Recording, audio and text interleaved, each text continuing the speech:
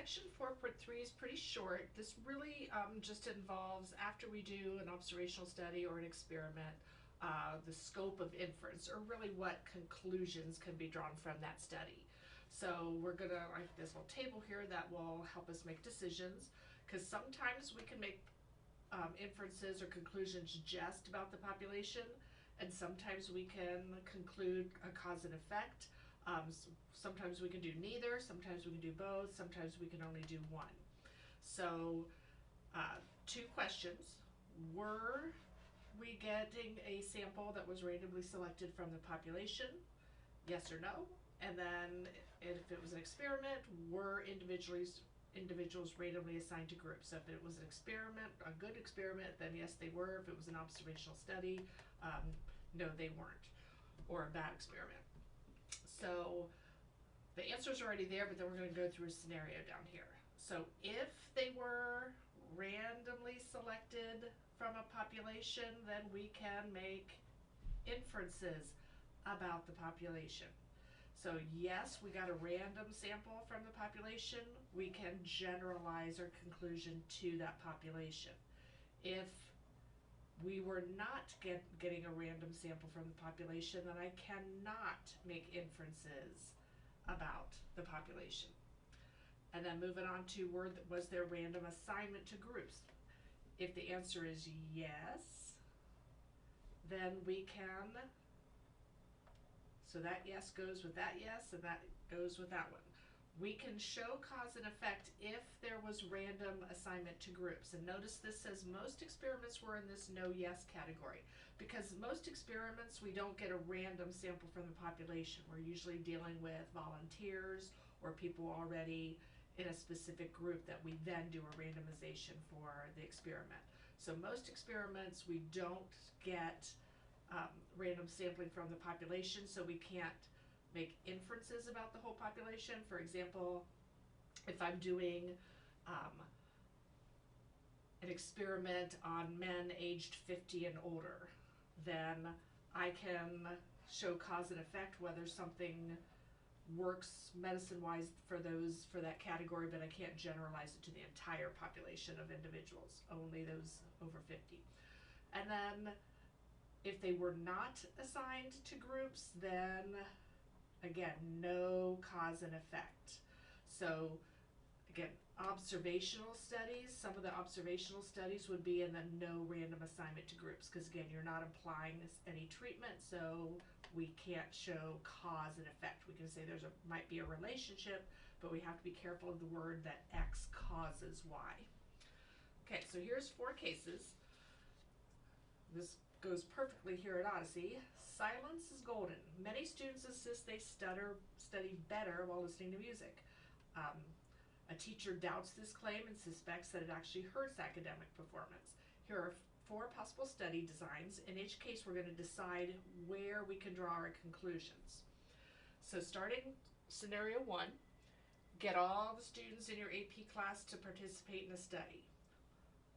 And then ask them whether or not they study. Do you even see the word random there? So all the students in your AP statistics class, I'm interested in the entire school. My population is students at the school.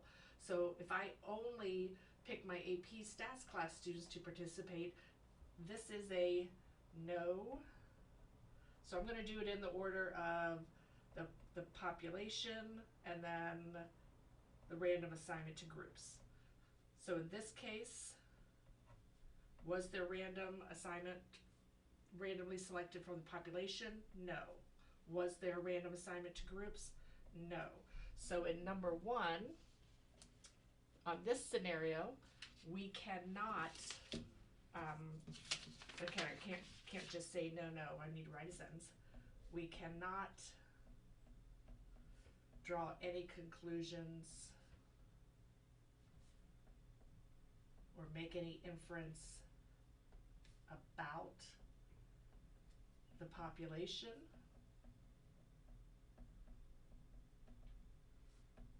or show cause and effect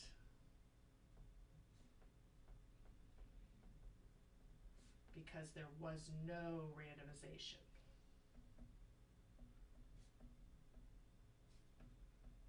So there was no randomization, period. Okay, moving on to number 2. So in number 2's case, right here, select a random sample of students from your school. So that is a yes. So going back here, we can, we can generalize our results to the population because of the random selection from the population. So we can generalize to the population. And then let's see if we hit the second one. We're going to ask them whether or not they study with music and then divide them into 2 groups based on their answer to this question. So we're separating them on whether they already do or don't listen to music. So we didn't impose any treatment. We didn't assign them. So again, so this one would be the no to the second part.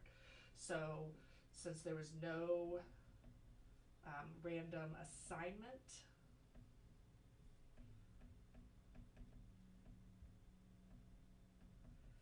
we cannot show cause and effect.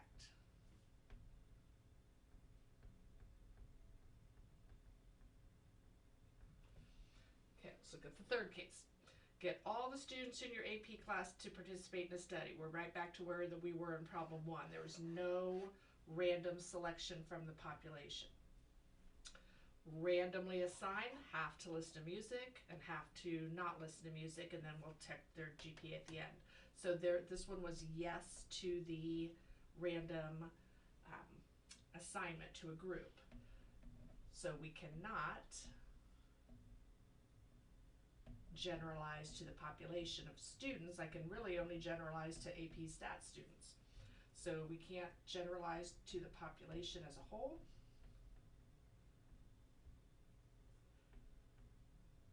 But we can show cause and effect.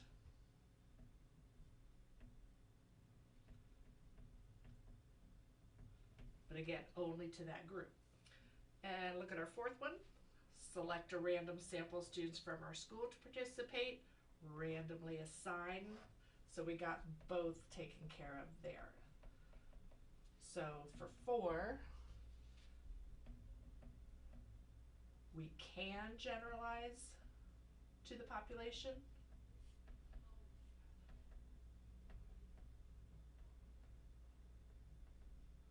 And show cause and effect because they did randomization on both sides.